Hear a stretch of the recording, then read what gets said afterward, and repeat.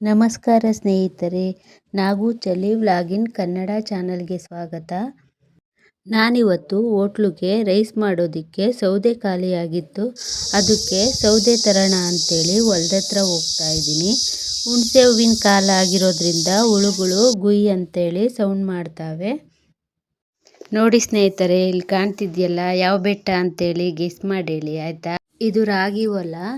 ಹೊಲ ಫುಲ್ಲು ರಾಗಿ ತೆನೆ ಕುಯ್ದವ್ರೆ. ತಾಳು ಸ್ವಲ್ಪ ಹಂಗೆ ಬಿಟ್ಟವ್ರೆ. ಈಗ ಬಿಸಿಲು ಟೈಮ್ ಅಲ್ವಾ, ಆಳುಗಳು ಸಿಗೋದಿಲ್ಲ, ಸ್ವಲ್ಪ ಕಷ್ಟ ಬಿಸಿಲು ಟೈಮಲ್ಲಿ. ಇವರು ನಮ್ಮಪ್ಪ ಅಂತೂ ಕಾಲಾಗಲಿಲ್ಲ ಅಂದ್ರೂ ಬಣವೆ ಹಾಕೋದಕ್ಕೆ ಹುಲ್ಲು ಹೊತ್ಕೊಂಡು ಹೋಗ್ತಾವ್ರೆ. ಹುಣಸೆ ಗಿಡದ ನೆರಳು ತಂಪಾಗಿತ್ತು ಅಂತೇಳಿ ಒಂದು ಸ್ವಲ್ಪ ಹೊತ್ತು ಕೂತ್ಕೊಂಡು ಮುಂದಕ್ಕೆ ಹೋಗೋಣ ಅಂತೇಳಿ ಹೊರಟೆ. ಇಲ್ಲೊಂದು ಜಮ್ನೆರಳೆ ಗಿಡ ಇತ್ತು. ಕಾಯಂತೂ ಸಿಕ್ಕಾಪಟ್ಟೆ ಸುರಿದ್ಬಿಟ್ಟಿತ್ತು. ಇವರು ನನ್ನ ತಿಂಡಿ ತಿನ್ನೋಕ್ಕೆ ಅಂತೇಳಿ ಕರೆದ್ರು. ಇಲ್ಲಪ್ಪ, ನಾನಿವತ್ತು ನಮ್ಮ ಯಜಮಾನ್ರು ಮನೆಯಲ್ಲಿ ಒಳ್ಳೆ ಪಲಾವ್ ಮಾಡವ್ರೆ, ನಾನು ಅಲ್ಲೇ ತಿಂತೀನಿ ಅಂತೇಳಿ ನಾನು ತಿನ್ನಲಿಲ್ಲ. ಆಗಲೇ ತೋರಿಸಿದ್ನಲ್ಲ ನಾನು ರಾಗಿ ಹೊಲನ, ತೆನೆ ಕಟ್ ಮಾಡಾದ್ಮೇಲೆ ಈ ಥರ ತಾಳನ್ನ ಕುಯ್ದು ನಾವು ಒಣಗಕ್ಕೆ ಅಲ್ಲೇ ಬಿಟ್ಬಿಡ್ತೀವಿ. ಇವರು ನಮ್ಮ ಚಿಕ್ಕಮ್ಮ ನಮ್ಮ ಚಿಕ್ಕಪ್ಪ ಊಟ ಆಯ್ತಲ್ವ, ಎಲೆ ಅಡಿಕೆ ತಿನ್ನೋಕ್ಕೆ ನಿಂತ್ಕೊಂಡ್ರು. ಇವ್ರು ನಮ್ಮಮ್ಮ ಬಂದರು ನೋಡ್ರಿ. ನನಗೂ ಕೂಡ ಎಲೆ ಅಡಿಕೆ ಕೊಟ್ಟರು. ನಾನು ಕೂಡ ಅವ್ರ ಜೊತೆ ಎಲೆ ಅಡಿಕೆ ಹಾಕ್ಕೊಂಡೆ. ಹಾಗೆ ಸ್ವಲ್ಪ ಮಾತಾಡಿಕೊಂಡು ಅಲ್ಲೇ ನಿಂತ್ಕೊಂಡ್ವಿ. ನಮ್ಮ ಚಿಕ್ಕಪ್ಪ ನಗ್ತಾಯಿದ್ರು, ನನ್ನ ಮಗ ವಿಡಿಯೋ ಮಾಡ್ತಾಯಿದ್ದ ಅಂತೇಳಿ. ಸ್ವಲ್ಪ ಮೋಡ ಆಡುತ್ತೆ ಅಂತೇಳಿ ಬೆಳಿಗ್ಗೆ 6 ಗಂಟೆಗೆ ಬಂದು 2 ಗದ್ದೆ ಹುಲ್ಲನ್ನ ಬಣವೆಗೆ ಹಾಕಿದ್ರು. ಇವನು ಕಾಣ್ತಾವನಲ್ಲ, ಇವನು ನಮ್ಮ ಅಣ್ಣನ ಮಗ. ಅವ್ರ ಅಪ್ಪ ಏನೋ ಮೊಬೈಲ್ ಕೊಡಿಸ್ತೀನಿ ಅಂತ ಹೇಳಿರೋದಕ್ಕೆ ಇವತ್ತೇನೋ ಕೆಲಸ ಮಾಡ್ತಾವನೆ ಅಷ್ಟೇ, ಇಲ್ಲಾಂದರೆ ಅವ್ನು ಕೆಲಸನೇ ಮಾಡೋದಿಲ್ಲ. ಅವನು ಬೆಳಿಗ್ಗೆಯಿಂದ 1-2 ಗದ್ದೆ ಹುಲ್ಲನ್ನ ಮಾತ್ರ ಬಣವೆಗೆ ಹಾಕಿದ್ರು. ಇನ್ನೂ 5-6 ಗದ್ದೆ ಹುಲ್ಲು ಎತ್ತಾಕೋದು ಬ್ಯಾಲೆನ್ಸ್ ಇತ್ತು.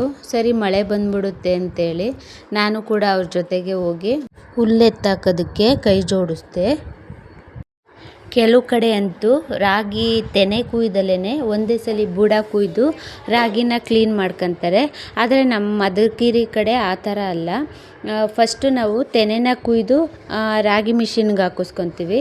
ನೆಕ್ಸ್ಟು ಬುಡನ ಕುಯ್ದು ಒಣಗಿಸಿ ದನ ಕರುಗಳಿಗೆ ಹುಲ್ಲನ್ನ ಎತ್ತಿಟ್ಕೊತೀವಿ. ಈ ಥರ ಮಾಡಿದ್ರೆ ರಾಗಿ ಕೂಡ ಚೆನ್ನಾಗಿರ್ತೈತೆ. ಒಂದು ಸ್ವಲ್ಪನೂ ಮಣ್ಣು ಕಲ್ಲು ಆ ಥರ ಏನೂ ಬರೋದಿಲ್ಲ. ಮತ್ತು ಹುಲ್ಲು ಅಷ್ಟೇ, ನಾವು ಬುಡ ಕುಯ್ದು ನೀಟಾಗೆ ಒಣಗಿಸಿ ಎತ್ತಿಟ್ಕೊಳೋದ್ರಿಂದ ಹುಲ್ಲು ಅಷ್ಟೇ ವೇಸ್ಟ್ ಆಗೋದಿಲ್ಲ, ಚೆನ್ನಾಗಿರುತ್ತೆ. 1 ವರ್ಷ 2 ವರ್ಷ ಆರಾಮಾಗಿ ಎತ್ತಿಟ್ಕೋಬೋದು. ನಾವು ಜಾಸ್ತಿ ಕೆಂಪು ರಾಗಿನೇ ಬೆಳೆಯೋದು ಈ ಕಡೆ ಎಲ್ಲ. ಆಳುಗಳಂತೂ ಯಾರೂ ಬಂದಿರಲಿಲ್ಲ. ನಮ್ಮ ಚಿಕ್ಕಪ್ಪ ನಮ್ಮ ಚಿಕ್ಕಮ್ಮ, ನಮ್ಮಮ್ಮ ನಮ್ಮಪ್ಪ, ನನ್ನ ಮಗ ಮತ್ತು ನಮ್ಮ ಅಣ್ಣನ ಮಗ ಅಷ್ಟೇ ಬಂದು ಕೆಲಸ ಮಾಡ್ತಾಯಿದ್ರು. ನಮ್ಮ ಕಡೆ ನಾವು ಹುಲ್ ಮೇದೆನ ಈ ರೀತಿ ಕಟ್ತೀವಿ. ಹುಲ್ ಸ್ವಲ್ಪ ಎತ್ತರ ಬೆಳೆದಿಲ್ಲ, ಪುಡಿ ಆಗಿರೋದ್ರಿಂದ ಸ್ವಲ್ಪ ಹಗ್ಗನ ಪಕ್ಕದಲ್ಲೇ ಇಟ್ಟು ಹುಲ್ಲನ್ನ ಇಟ್ಟು ಮೆದೆ ಕಟ್ತೀವಿ.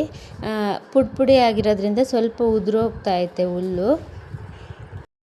ಈಗಂತೂ ವ್ಯವಸಾಯ ಮಾಡೋದೇ ತುಂಬ ಕಷ್ಟ ಆಗ್ಬಿಟ್ಟೈತೆ. ಮೇಯ್ನು ಫಸ್ಟ್ ಆಳುಗಳೇ ಸಿಗ್ತಾಯಿಲ್ಲ. ಆಳುಗಳಂತೂ ಬರೋದೇ ಇಲ್ಲ ಬಿಸಿಲಿಗೆ ಅಂತೇಳಿ. ಎಲ್ಲ ಫ್ಯಾಕ್ಟ್ರಿಗಳ್ಗೆ ಹೋಗೋದು, ಗಾರ್ಮೆಂಟ್ಸ್ಗೆ ಹೋಗೋದು, ಬೆಂಗಳೂರು ಕಡೆ ಹೋಗೋದು, ಆ ಥರ ಎಲ್ಲ ಮಾಡ್ತಾವ್ರೆ. ಈಗೇನಿದ್ದಾರೆ ಹಳುಬ್ರು ವ್ಯವಸಾಯ ಮಾಡೋರು, ಅವರಿರೋವರೆಗೂ ಈಗಿನ ಜನ್ರೇಷನ್ನವ್ರಿಗೆ ಊಟಕ್ಕೆ ತೊಂದರೆ ಆಗೋದಿಲ್ಲ. ಆದರೆ ಮುಂದಿನ ಜನ್ರೇಷನ್ನವ್ರಿಗಂತೂ ಪಕ್ಕ ಊಟಕ್ಕೆ ತೊಂದರೆ ಆಗೇ ಆಗುತ್ತೆ. ಅವರು ವ್ಯವಸಾಯ ಮಾಡೋರ ಮಕ್ಕಳೇ ಆದ್ರೂ ಈಗಿನ ಜನ್ರೇಷನ್ನವರು ಯಾರೂ ಕೂಡ ವ್ಯವಸಾಯ ಮಾಡೋದಕ್ಕೆ ಮುಂದೆ ಬರ್ತಾ ಇಲ್ಲ. ಕೆಲವೊಂದು ಸಲ ನಾವು ಹುಲ್ಲನ್ನ ಎತ್ತುವಾಗ ಹಾವು, ಚೇಳು, ಮಂಡ್ರಗೊಪ್ಪೆ ಈ ಥರ ಕೆಟ್ಟ ಹುಳುಗಳು ಮಲಗಿರ್ತವೆ. ತುಂಬ ಹುಷಾರಾಗಿ ಎತ್ಕೋಬೇಕಾಗುತ್ತೆ. ಬಿಸಿಲಲ್ಲಿ ಹುಲ್ಲನ್ನ ಎತ್ತಾಕಿದ್ದಕ್ಕೆ ನನಗಂತೂ ಗುಳ್ಳೆ ಆಗೋಗ್ಬಿಡ್ತು, ಸಿಕ್ಕಾಪಟ್ಟೆ ನವೆ ಆಗ್ಬಿಡ್ತು. ಅಂತೂ ಇಂತೂ ದೊಡ್ಡದು ಒಂದಸ್ಕೆ ಕಂಪ್ಲೀಟ್ ಆಯಿತು. ಇದು ಲಾಸ್ಟ್ ಮೆದೆ ಅಂತೇಳಿ ಎಲ್ಲ ಕಟ್ಟಿದ್ರು. ಮನೇಲೇ ಇರೋರಾಗಿದ್ದರೆ ಸಾಯಂಕಾಲ ತನಕ ಇಡ್ಬೋದಾಯಿತು. ಆದರೆ ನಾನು ಹೋಟ್ಲಿಗೆ ಹೋಗೋದ್ರಿಂದ ನಾನು 12 ಗಂಟೆ ಅಷ್ಟೊತ್ತಿಗೆ ನನ್ನೆಲ್ಲ ಕೆಲಸಗಳ್ನು ಮುಗಿಸ್ಬೇಕಿತ್ತು. ಅದಕ್ಕೆ ನನಗೆ ಲೇಟ್ ಆಗುತ್ತೆ ಅಂತೇಳಿ ನಾನು ಮನೆಗೆ ಬರೋದಕ್ಕೆ ಹುಲ್ಲನ್ನ ಎತ್ತಿದ್ರು. ಅಷ್ಟರಲ್ಲೇ ನಮ್ಮಮ್ಮ ಸೌದೆಗೆ ರೆಡಿ ಮಾಡ್ಕೊತಾಯಿದ್ರು. ಇದೇ ಹುಲ್ಬಣ್ವೆ. ಇನ್ನೂ ನೀಟಾಗೆ ಹುಲ್ಬಣ್ವೆ ಹಾಕ್ತಾರೆ. ಆದರೆ ನಮ್ಮ ಅಪ್ಪಂಗೆ ಕಾಲು ಬೇರೆ ಆಗಲ್ವಲ್ಲ, ಸ್ವಲ್ಪ ಹೆಂಗೆ ಬೇಕೋ ಹಂಗೆ ಜೋಡಿಸ್ಕೊತಾ ಇದ್ರು ಪಾಪ ಅವರು. ನಾನು ಹುಲ್ಲು ಹಾಕ್ಬಿಟ್ಟು ಬರೋ ಅಷ್ಟೊತ್ತಿಗೆ ನಮ್ಮಮ್ಮ ಸೌದೆ ಕಟ್ತಾಯಿದ್ರು. ಸೌದೆ ಒರೆಸಿದ್ರು. ಸರಿ ಅಂತೇಳಿ ಓದ್ಕೊಂಡು ಮನೆ ಕಡೆ ಹೊರಟೆ. ಹೊಲ ಬಿಟ್ಟು ಸ್ವಲ್ಪ ದೂರ ಬಂಡೆ ಇದೆ. ಆ ಬಂಡೆಯಿಂದ ಕೆಳಗಡಿಕನ ಸೌದೆ ತಗೊಂಡು ಬಂದೆ. ನನ್ನ ಮಗ ಸ್ಕೂಟಿ ತಗೊಬಂದಿದ್ದ ಸೌದೆ ತಗೊಂಡೋಗ್ಬೇಕು ಅಂತೇಳಿ. ನಮ್ಮಪ್ಪ ಸಪೋಟ ಕೊಟ್ಟರು ತಿನ್ನೋದಕ್ಕೆ. ಸ್ಕೂಟಿಲಿ ಸೌದೆ ಇಟ್ಕೊಂಡು ನನ್ನ ಮಗ ಮುಂದೆ ಹೋದ. ಇನ್ನು ನಾನೊಬ್ಬಳೇ ನಿಧಾನಕ್ಕೆ ನೆಡ್ಕೊಂಡು ಸಪೋಟ ತಿಂದ್ಕೊಂಡು ಸೀದಾ ಮನೆ ಕಡೆಗೆ ಬಂದೆ. ಓಕೆ ಸ್ನೇಹಿತರೆ, ಬಾಯ್. ನೆಕ್ಸ್ಟ್ ವಿಡಿಯೋದಲ್ಲಿ ಮೀಟ್ ಆಗೋಣ.